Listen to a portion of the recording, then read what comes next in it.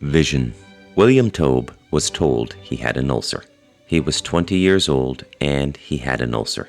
The doctor said that it was a peptic ulcer and that it could be cured with antibiotics. Will was given a prescription, but he did not fill it. He had heard a lot of bad information about antibiotics. He had listened to a 5-part series on CBC Radio 1. Experts speculated that a new antibiotic-resistant bacteria would sweep the planet. The point of the series, as Will digested it, was be wary of antibiotics because they have been overused. Will was a precocious young man. He had skipped 2 grades and entered university at 16 and would have a degree before the end of this 21st year.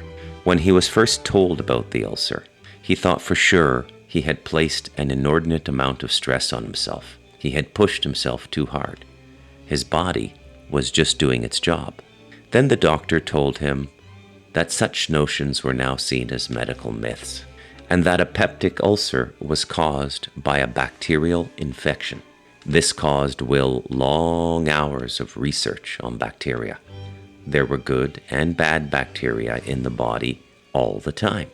Bacteria was needed, and he thought this was fascinating. While researching, he found material on Stanley Burroughs' Master Cleanse, and he decided that he would do it for 11 days. The instructions were to drink water with lemon, maple syrup, and cayenne pepper for 11 days straight, as much as he wanted. The purpose was to shut down the internal food processing factory and clean out the pipes. It said on the internet that someone on the fast would continue to defecate right up until the 11th day. A laxative herbal tea was required every morning, and that was the only deviation allowed from the lemon drink. The internet site said that some practitioners had sustained the fast for 100 days, and some monks for the full 40 days of Lent every year. There was also a mention that it might help with ulcers. Will decided to do the fast.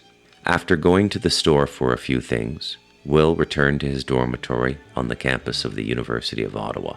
He had been there for nearly 4 years and lived alone. He was getting a degree in economics.